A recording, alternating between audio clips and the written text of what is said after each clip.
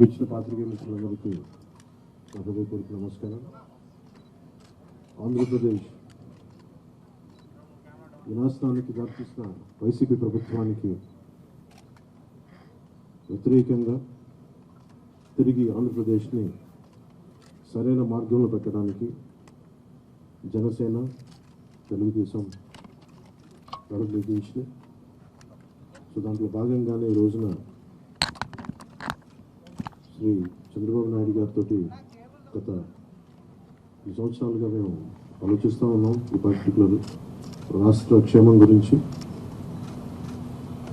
ఇప్పటి సభ దగ్గర నుంచి ఈ రోజు దాకా ఒక్కొక్కటి తెచ్చుకుంటూ మాట్లాడుకుంటా చాలా జాగ్రత్తగా ఆంధ్రప్రదేశ్ని అభివృద్ధి పదంలోకి ఎలా తీసుకెళ్ళాలని ఆలోచిస్తూ వచ్చాం. అందులో భాగంగానే ఈ రోజున ఒక బంగారు భవిష్యత్తు కోసం రాష్ట్రాన్ని సరైన అభివృద్ధి పదము పెట్టడానికి మనస్ఫూర్తిగా ఈ రోజున శ్రీకారం చుట్టడం జరిగింది. అందులో భాగంగానే ఈ రోజున జనసేన, తెలుగుదేశం కలిసి పదం దిగించిన దీనికి మరింత బలోపేతం చేయడానికి భారతీయ జనతా పార్టీ కూడా శుభాశిస్సులు ఉన్నాయి. దీనికి మీ అందరికీ తెలిసిందే. అందుకని అప్పటికి ఎలా వెళ్ళిపోతున్నాం, ఎట్లా వెళ్ళిపోతున్నాం ముందు పెద్దలు, మాజీ ముఖ్యమంత్రి, ప్రతిపక్ష నాయకులు శ్రీ నారా చంద్రబాబు నాయుడు గారు వివరిస్తారు. ఆ తర్వాత జనసేన ఎన్ని స్థానాల్లో పోటీ చేస్తామో తెలియజేస్తారు.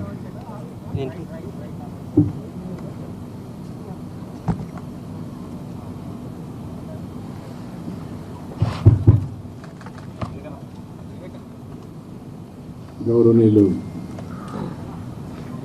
పవన్ కళ్యాణ్ గారు, వేదిక పైన పెద్దలు, అదే మరిగా ఈ సమావేశానికి వచ్చిన అందరికీ నమస్కారాలు. ఈరోజు మాఘ పౌర్ణమి శుభముహూర్తం.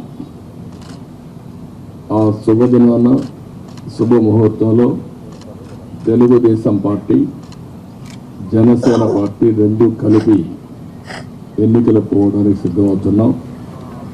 ఈ వార్త రాష్ట్రంలో ఉండే ప్రజలందరికీ కూడా ఒక శుభవార్త కావాలని చెప్పి మేము కోరుకుంటున్నాం.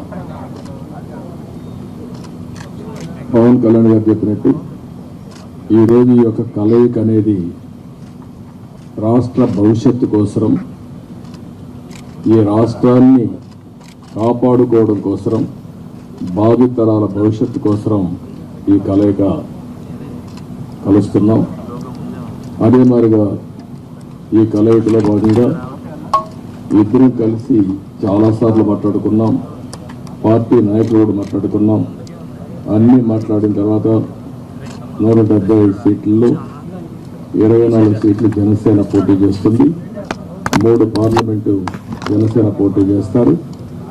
మిగిలిన సీట్లలో తెలుగుదేశం పార్టీ ఇప్పటికి మళ్ళీ వారు చెప్పినట్టు బీజేపీ కలిసి వస్తే ఆ విషయాలు కూడా మాట్లాడుకొని మేము తగిన నిర్ణయాలు తగిన సమయంలో తీసుకుంటాం. ఈరోజు మనం మొట్టమొదటిసారిగా ఏవైతే నిర్ణయించుకున్నామో ఆ నిర్ణయం ప్రకారం తెలుగుదేశం పార్టీ అభ్యర్థులు ఎంపిక చేస్తాం.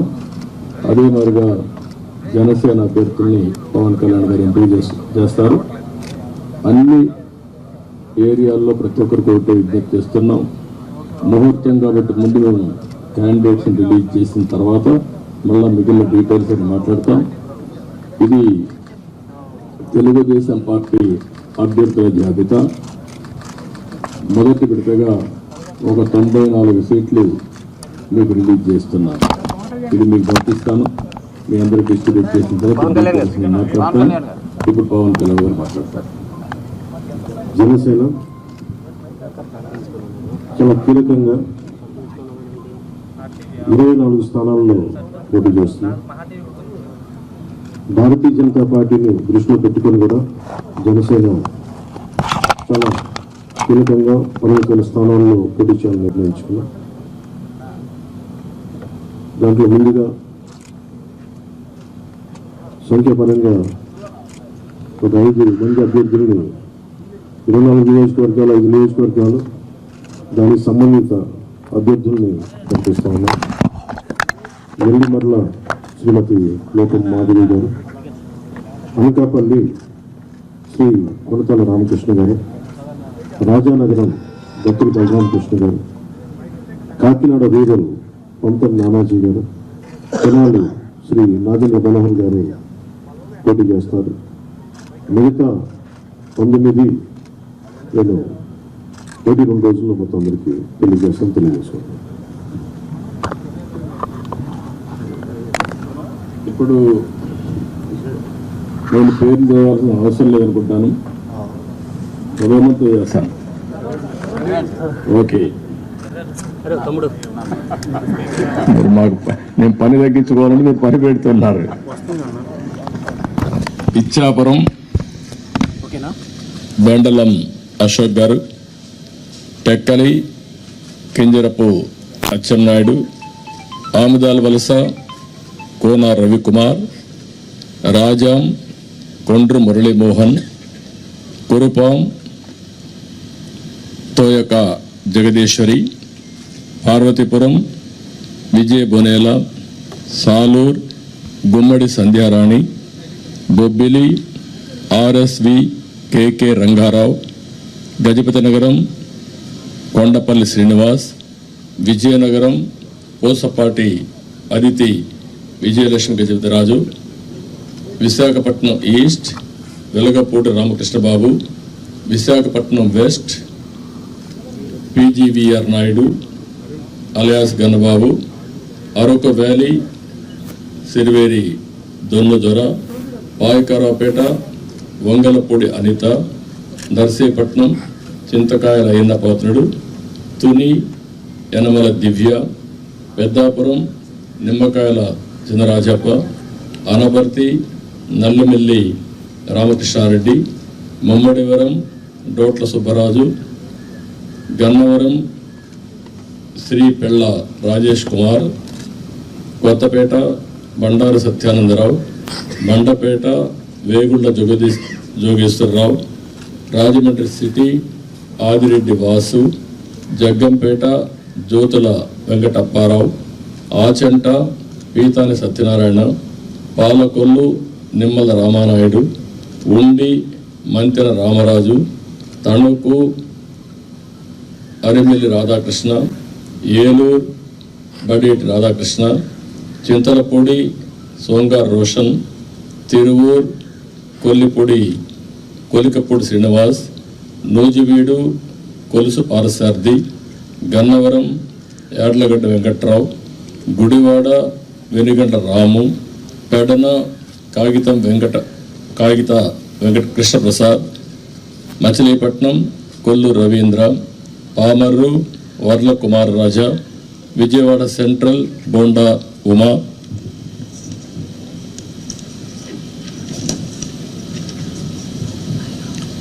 విజయవాడ ఈస్ట్ గద్దె రామ్మోహన్ రావు, నందిగామ తంగరల సౌమ్య, జగ్గైపేట శ్రీరామ్ రాజగోపాల్ తాతయ్య, తాడికొండ తెనాలి శ్రావణ్ కుమార్, మంగళగిరి నారా లోకేష్, పన్నూర్ ధూళిపాళ్ల నరేంద్ర, వేమూరు నక్క ఆనందబాబు, రేపల్లె అనగన సత్యప్రసాద్, బాపట్ల వేగేసిన నాగేంద్ర వర్మ, ప్రత్తిపాడు బోర్ల రామాంజనేయులు, తెల్లూరుపేట పత్తిపాటి పుల్లారావు, సత్తెనపల్లి కన్నా లక్ష్మీనారాయణ, వెనుకొండ జీవి ఆంజనేయులు, మాచర్ల జోలకంటి బ్రహ్మానందరెడ్డి, ఎర్రగొండపాళెం గూడూరు నిరీక్షణ్ బాబు, పరచూర్ ఏలూరి సాంబశివరావు, అద్దంకి గొట్టిపాటి రవికుమార్, సంతాదులపాడు బొమ్మాజీ నిరంజన్ విజయ్ కుమార్, ఒంగోలు దామర్తెల్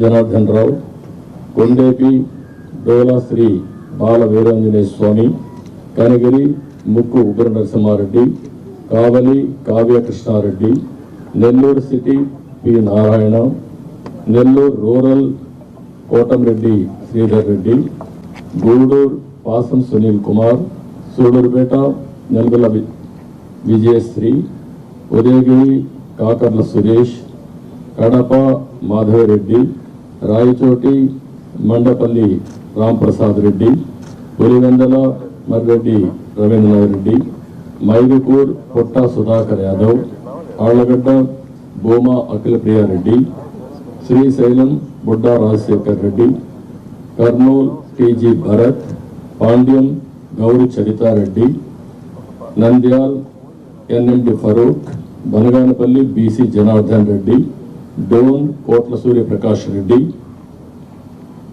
పత్తికొండ కేవి శ్యాంబాబు, కొడుమూర్ బొగ్గుల Dastagiri, Rayadurg Kalava Srinivasulu, Uravakonda P Keshav, Tadipatri JC Ashmith Reddy, Singanamala Bandaru Sravanisri, Kalyandurg Amilineni Surendrababu, Raptadu Paritala Sunitha, Madakasira KME Sunil Kumar, Hindupur Nandamuri Balakrishna, Penukonda Savitha, Thamballapalle Jayachandrareddy, Pileru Nallari Kishore Kumar Reddy, Nagari Gali Bhanuprakash, Gangadhar Nellore doctor VM Thomas, Chittoor Gurajala Jaganmohan, Palamaner N Amarnath Reddy, Kuppam Chandrababu Naidu.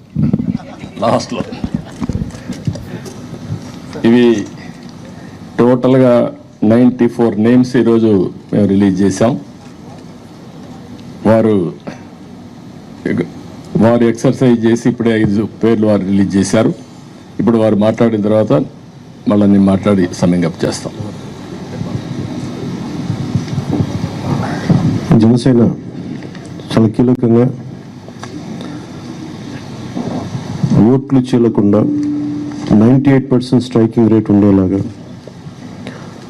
ఎక్కువ స్థానాలు తీసేసుకొని ఎక్స్పెరిమెంట్ చేసే కంటే కూడా తక్కువ స్థానాలు తీసుకొని రాష్ట్ర ప్రజలకు ఉపయోగపడేలాగా ఈరోజు నేను చూస్తుంది కూడా రాష్ట్రాన్ని ముందు ఒక గాడిలో పెట్టడం, పార్టీ ప్రయోజనాలను దాటి వ్యక్తి ప్రయోజనాలను దాటి రాష్ట్ర ప్రయోజనాలను దృష్టిలో పెట్టుకొని 2014 నుంచి మనం నలుగుతూ ఉన్నాం. 2019కి ఈ అరాచక పాలన వల్ల ఇంకా నలిగిపోతూ ఉన్నాం. ఇలాంటి సమయంలో నేను చాలా నిర్మాణాత్మకంగా చాలా బాధ్యతతోటి అన్నీ ఆలోచించి చాలామంది పెద్దలు 45 స్థానాలు కావాలి 70 స్థానాలు కావాలంటే ఒకటే చెప్పాను అందరికీ, 2019లో కనీసం నాకు ఒక 10 స్థానాలు ఉండుంటే ఈరోజు ఎక్కువ స్థానాలు తీసుకొని ఒక మంచి చక్కటి అవకాశం ఉండేది. అది కోల్పోయాం. కాబట్టి ఈసారి తక్కువ స్థానాలతోటి 98% స్ట్రైకింగ్ రేట్ ఉండాలి. దాంట్లో భాగంగానే 24 స్థానాలు 3 పార్లమెంట్లు ఫిక్స్ అయిపోయాం.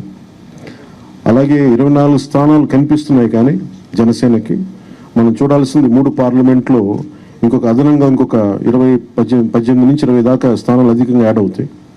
సో దాదాపు ఒకలా చూస్తే జనసేన అందరూ అనుకున్నట్టుగా ఒక 40 స్థానాల్లో పోటీ చేస్తున్నట్టు లెక్క, 3 పార్లమెంట్తో కలుపుకొని. నేను కూడా ఈ అలయన్స్ బలంగా ఉండాలి, టీడీపీ జనసేన అలయన్స్ బలంగా ఉండాలి అంటే నేను కూడా ప్రత్యేకించి భారతీయ జనతా పార్టీని దృష్టిలో పెట్టుకొని కూడా నా సీట్లని కుదించుకోవడం జరిగింది. ఇది మన నాయకులందరికీ కూడా వ్యక్తి ప్రయోజనాలను పక్కన పెట్టి రాష్ట్ర ప్రయోజనాలని ముందుకు తీసుకెళ్దాం. ఓటు ట్రాన్స్ఫర్ అయిన రోజున ఎవరైతే త్యాగాలు చేశారో, ఎవరైతే కష్టపడి పనిచేశారో ప్రతి ఒక్కరికి పేరు పేరున ఈ సభావేదిక మీదుగా నేను తెలియజేసుకుంటా ఉన్నాను.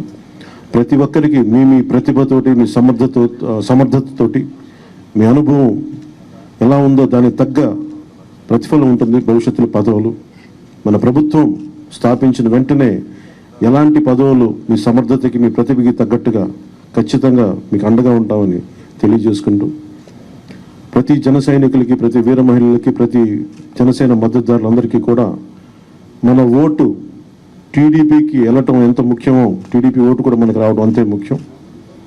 జనసేన ఓటు ఖచ్చితంగా టీడీపీకి ట్రాన్స్ఫర్ అయితేనే ఈ రాష్ట్రం చాలా అద్భుతంగా ఉంటుంది. ఎట్టి పరిస్థితుల్లో కూడా ఓటు ట్రాన్స్ఫర్ అనేది ఖచ్చితంగా జరగాలి. అందుకని ఎలాంటి పొరపచ్చాల మధ్యలో 1-2 వచ్చినా వైసీపీ దుష్ట పన్నాగాలు పని ఏదన్నా ఎలాంటి విభేదాలు సృష్టించినా వాటిని మేమందరం సమర్థవంతంగా ఎదుర్కోవడానికి, కలిసికట్టుగా ఎదుర్కోవడానికి మేము పూర్తి సంసిద్ధతతో ఉన్నాం. ఆయన సిద్ధం సిద్ధం సిద్ధమని చావగొడతా ఉన్నారు. బాబు నీకు యుద్ధం ఇస్తాం నీకు. అది ఎలా ఎందుకు యుద్ధం చేస్తామంటే ప్రజలు తిరిగి ఆంధ్రప్రదేశ్ని గాడిలో పెట్టడానికి యుద్ధం చేస్తాం నీకు. అయితే మనస్ఫూర్తిగా ప్రజలందరికీ కూడా చాలా శుభదినం. మనం ప్రభుత్వాన్ని స్థాపిస్తున్నాం, మనం గెలుస్తున్నాం. జై జనసేన, జై టీడీపీ, జై హింద్.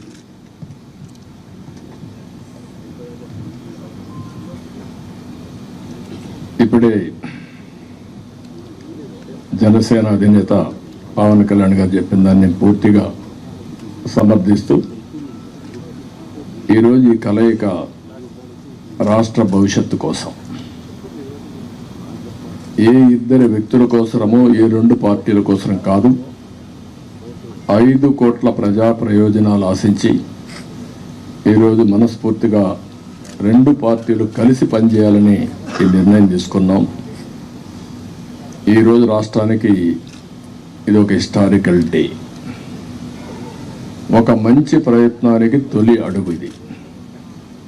నేను ఎందుకు ఈ మాట అంటున్నాను, నేను చాలా రాజకీయాలు చేశాను, కానీ రాష్ట్ర విభజన వల్ల రాష్ట్రం నష్టపోవడం, నష్టపోయిన రాష్ట్రాన్ని మళ్ళీ ఘాట్లో వేయడానికి ప్రయత్నం చేసే సమయంలో 19లో మళ్ళా ఒక విఘాతం రావడం, ఆ విఘాతం వచ్చిన తర్వాత రాష్ట్రం విడిపోయినప్పటికంటే 19 తర్వాత జగన్మోహన్ రెడ్డి ముఖ్యమంత్రి అయిన తర్వాత ఈ రాష్ట్రాన్ని ఎన్ని విధాల ఇబ్బంది పెట్టాలో తిరిగి కోలుకోలేని స్థితికి తీసుకెళ్లిపోయే పరిస్థితికి వచ్చాడు.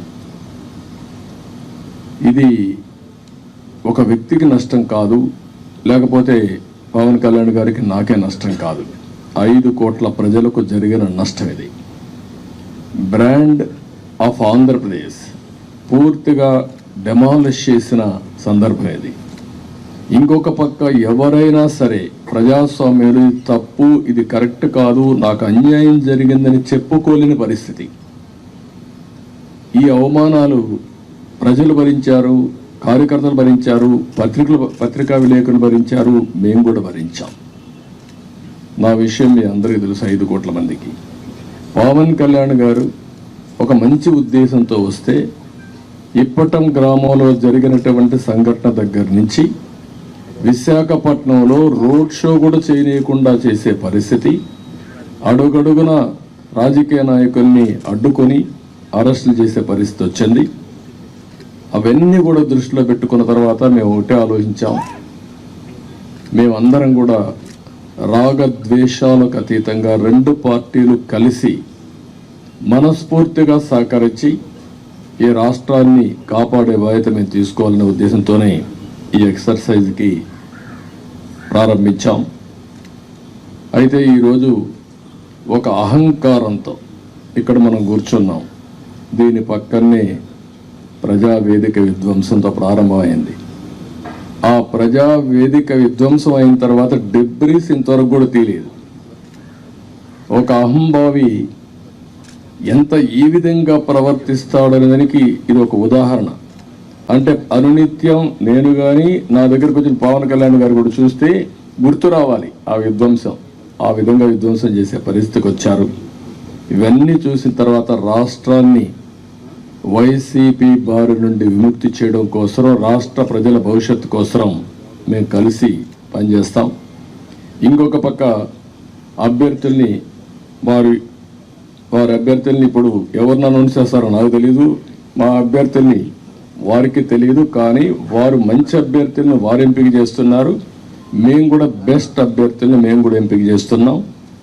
ఈరోజు చూస్తే నా రాజకీయ జీవితంలో ఎప్పుడూ చేయనంత ఎక్సర్సైజ్ చేశాను నేను. ఆ విషయం ఇది నాకు 9వ ఎన్నికలు, 9వసారి ఎన్నికలు పెట్టినప్పుడు సమైక్య ఆంధ్రప్రదేశ్లో కూడా ఇంత ఎక్సర్సైజ్ నేను ఎప్పుడూ చేయలేదు.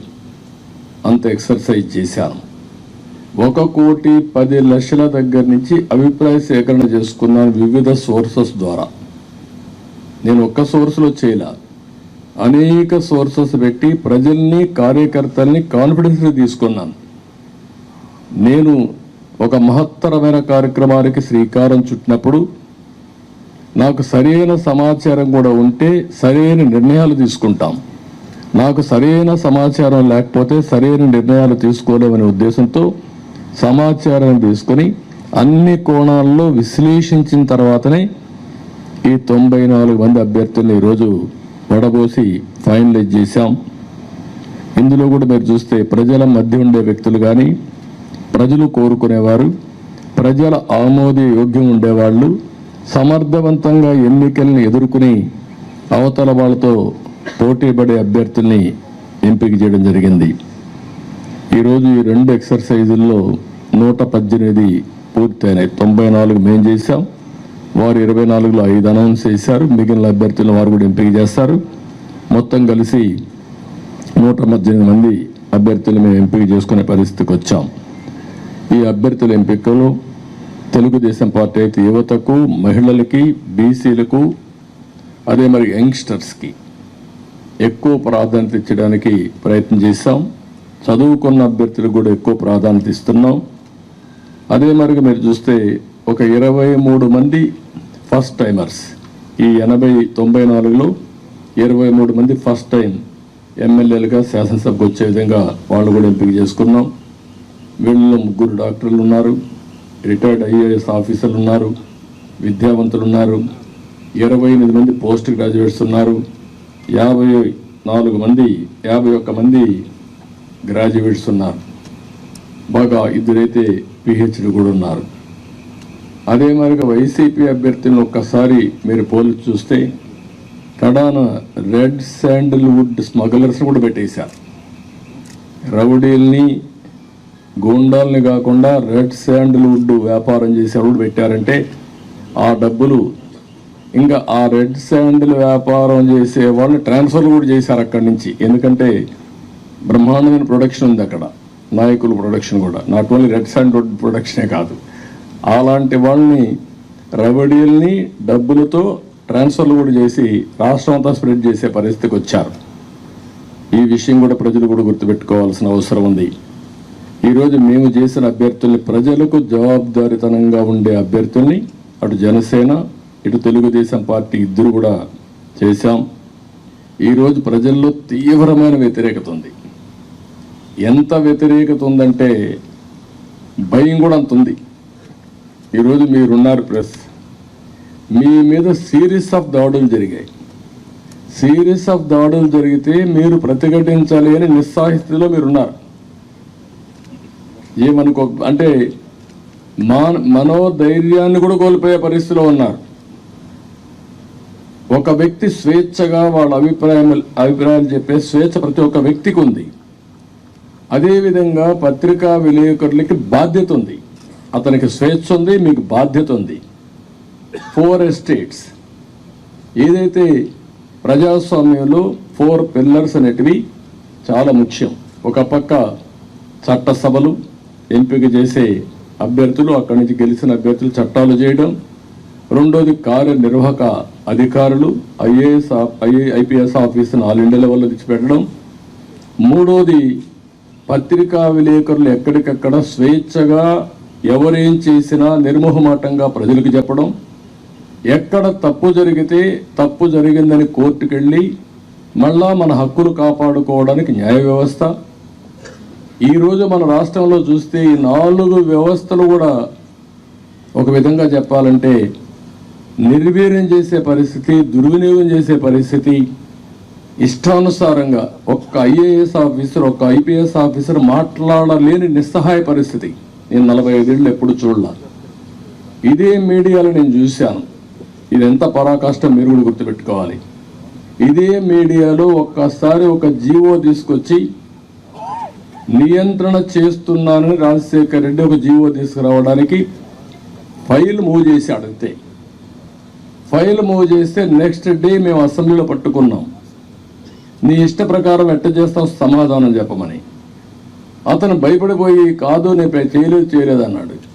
నేను నిర్దిష్టంగా హామీ ఇస్తున్నా, నేను చేయను అన్నాడు. కాదు ఆ ఫైల్ పెట్టమన్నాం. అక్కడి నుంచి నేను విత్డ్రా చేసుకున్నానంటే మళ్ళీ మీరు మాట్లాడతారేంటి అనే పరిస్థితికి వచ్చి తోకదాడి చేసే పరిస్థితికి వచ్చాడు. ఈరోజు 2430 జీవో నెంబర్ తీసుకొచ్చి పత్రికా విలేకరుల పైన దాడులు చేయడమే కాకుండా మీ మీద కేసులు పెట్టి మిమ్మల్ని లోపలేసే పరిస్థితికి వచ్చారు. ఇది భారతదేశ చరిత్రలో ఎక్కడా జరిగిందని నేను అనుకోను. ఈరోజు ప్రజాధనంతో ప్రజల మీద కక్ష తీర్చుకోవడానికి న్యాయ వ్యవస్థను దుర్వినియోగం చేసే పరిస్థితికి వచ్చారు. ఒక్కొక్క అడ్వకేట్కి ఇంటి కోట్ల రూపాయలు, కామన్ మ్యాన్ కోట్ల రూపాయలు పెట్టుకుని అడ్వకేట్ని పెట్టుకునే పరిస్థితిలో ఉన్నాడా ఈ రాష్ట్రంలో? కనీసం అడ్వకేట్ అంటే తెలుసా? ఇలాంటివన్నీ జరిగే పరిస్థితి వచ్చింది. అందుకని ఈరోజు ఇవన్నీ కూడా చూసిన తర్వాత నేను ఒకటే ప్రజలందరికీ అప్పీల్ చేస్తున్నా, అహంకారంతో ఎగువతో ఈ అభ్యర్థుల్ని ఇష్టానుసారంగా అతను ఇచ్చేసినప్పుడు మీరు కూడా, ఇది అత్యంత కీలకమైన ఎన్నికలు. మళ్ళీ చెప్తున్నాం, ఇక్కడ మాకు ఏమాత్రం కూడా రాగద్వేషాలకు అతీతంగా అభ్యర్థుల ఎంపిక మెరిట్ ప్రకారం మేము ఆలోచిస్తున్నాం. అందరికీ సీట్లు రాకపోవచ్చు. ఎందుకని నేను మాట కూడా వాడుతున్నానంటే, తెలుగుదేశం పార్టీ పోటీ చేసేది ఇక్కడ జనసేన అభ్యర్థులు సహకరించాలి. జనసేన పోటీ చేసేది ఇక్కడ తెలుగుదేశం పార్టీ అభ్యర్థులు సహకరించాలి. ఇద్దరూ కలిసి ఒక అవగాహనతో పనిచేస్తే ప్రజల్లో కూడా ఒక నమ్మకం ఏర్పడుతుంది, ఓటు బ్యాంక్ పెరుగుతుంది. ఎవరైతే ప్రజలు సహకరించాలని ఆలోచన ఉంటారో వాళ్ళకు ఉత్సాహం వస్తుంది. దానివల్ల గెలుపు ఈజీ అవుతుంది. గెలుపు అనేది ఎవరు ఆపలేరు. నేను చాలా స్పష్టంగా కూడా చెప్తున్నా. ఎందుకు ఆ ధీమాతో చెప్తున్నట్టు, ఎప్పుడైతే తెలుగుదేశం జనసేన కలిసామో ఆ రోజే గెలిచామని వైఎస్ఆర్ కాంగ్రెస్ పార్టీ కాడుపడేశారు. వాళ్ళకు తెలుసు, ఏ ఒక్కరిని అడిగినా కూడా వాళ్ళకి అర్థమైంది. కానీ రౌడీజం చేసావు, ఇంకొక పక్కన దొంగ ఓట్లు ఎన్యూమరేట్ చేసావు, లేకుంటే బూత్ క్యాప్చర్ చేసావు, లేకపోతే వాళ్ళకు కావాల్సిన అధికార యంత్రాంగాన్ని, వాలంటీర్స్ని, ఇలాంటి వాళ్ళని దుర్వినియోగం చేసి ఎన్నికలు జరపాలనుకుంటున్నారు. జరగదు. చాలా ఎన్నికలు చూశాను. ఒకసారి డబ్బులతో కూడా, డబ్బుల అహంభావం ఇప్పటికే ఎక్కడికక్కడ బస్తాల కొద్ది డబ్బులు వెళ్ళిపోయిందని కాన్స్టిట్యున్సీల వారికి ఇయర్ మార్క్ చేశారని, ఎర్రచందనం డబ్బులు, శాండ్ల్వుడ్ డబ్బులు, లేకపోతే ఇసుక డబ్బులు, లిక్కర్ డబ్బులు, ఒకటి కాదు, ఇలాంటివన్నీ అవినీతి డబ్బుల్ని పంపించి మళ్ళా ఓట్లు కొనే ప్రయత్నాలు కూడా చేస్తున్నారు. ఇవన్నీ కూడా సమర్థవంతంగా ఎదుర్కొంటాం. ఈరోజు ఒకటే చెప్తున్నా, ఇది ప్రజాస్వామ్యం అంటే ఒక వ్యక్తికి అధికారం కాదు, ఇష్టారాజ్యం కాదు. ప్రజలు వారి జీవితాలు, వారి భవిష్యత్తుని పరిరక్షించేది ప్రజాస్వామ్యం. ఆ ప్రజాస్వామ్యానికే ఒక ముప్పు వచ్చినప్పుడు ప్రతి ఒక్కరి బాధ్యత. ఈరోజు మా దగ్గర డబ్బులు లేకపోవచ్చు, చాలా స్పష్టంగా చెప్తున్నాం. కానీ ప్రజాబలం మా దగ్గర ఉంది. విలువలతో కూడిన రాజకీయం చేశాం. ఇంకొక పక్కన ప్రజల సహకారం కానీ, అదే సమయంలో అందరూ వారి భవిష్యత్తు కోసం పనిచేస్తారని నమ్మకం మాకుంది. మీరు అవసరమైతే ప్రజలే ముందుకొచ్చి 10 రూపాయలు ఖర్చు పెట్టి ఎక్కడికక్కడ అభ్యర్థులు గెలిపించుకునే ప్రక్రియకు కూడా మీరు శ్రీకారం చుట్టాల్సిందిగా నేను కోరుతున్నా.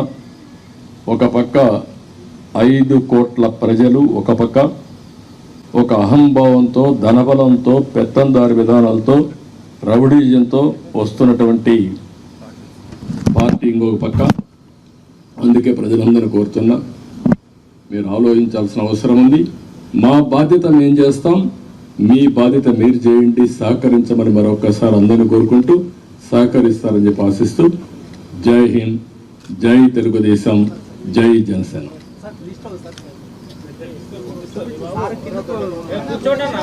కూర్చోండి కూర్చోండి అన్న, కూర్చోండి కూర్చోండి.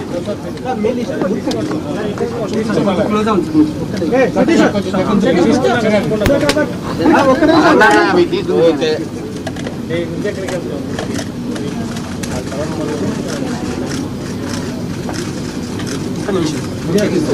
వీడియో కూర్చోండి కూర్చోమ్మ.